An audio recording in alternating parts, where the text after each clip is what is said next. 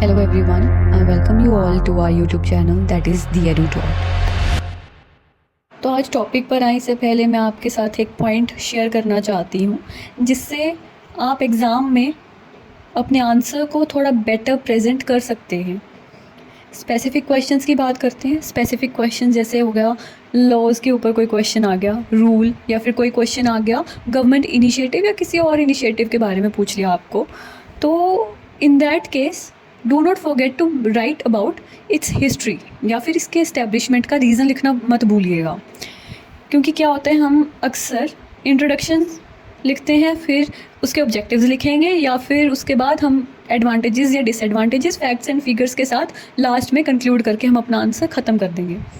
लेकिन हम ये भूल जाते हैं कि उसके पीछे, उसके इस्टेब्लिशमेंट के पीछे कोई ना कोई रीज़न ज़रूर होता है, हम वही लिखना भूल जाते हैं।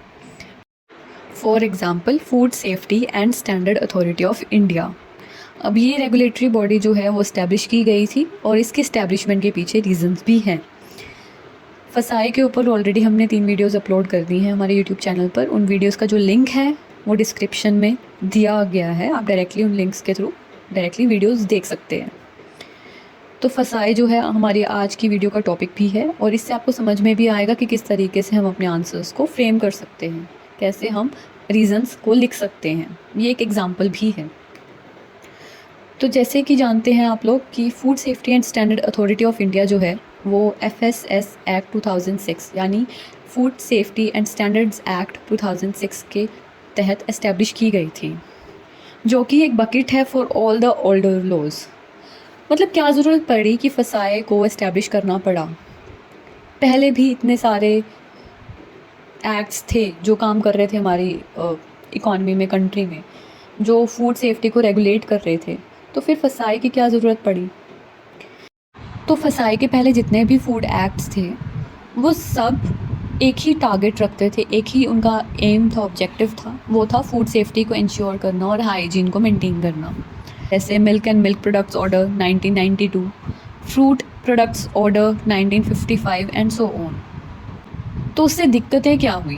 प्रॉब्लम ये आ रही थी कि सभी एक्ट्स को मैनेज, रेगुलेट या ऑब्ज़र्व करना मुश्किल हो रहा था सेंट्रल अथॉरिटी के लिए।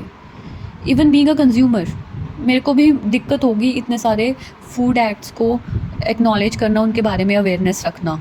फसाए को यानी food safety and standard act 2006 में ये सारे फूड एक्ट्स को, जो पुराने वाले ओल्डर फूड एक्ट्स थे, उनको कंसोलिडेट करके एक बॉडी के अंदर, एक अम्ब्रेला के अंदर ले आए थे।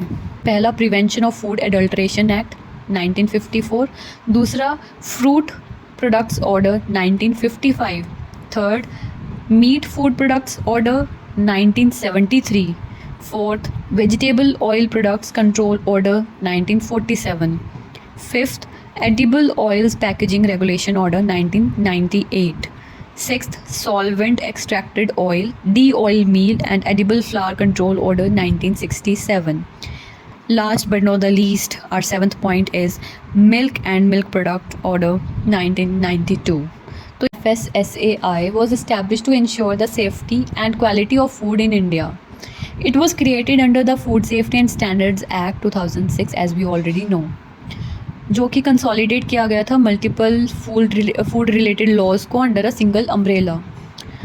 तो वो पॉइंटर्स कौन से हैं? वो पहला पॉइंट है to protect public health. Obviously public health को कॉम्प्रोमाइज़ नहीं करना चाहते थे, तो उन सब लॉज को, उन सब एक्ट्स को कंसोलिडेट कर लिया था। दूसरा पॉइंट है to create a single reference point. Single reference, अब इतने सारे एक्ट्स थे, सबका रेफरेंस पॉइंट अलग अलग था। यानी being a consumer, being a entrepreneur, being a central authority, मुश्किल था इन सब एक्ट्स को इंडिविजुअली रेफ़र करना। तो to create a single reference point, ये भी एक नीड थी। थर्ड पॉइंट है to standardise food regulations. Fourth है to promote consumer awareness, as we have already discussed in this same video.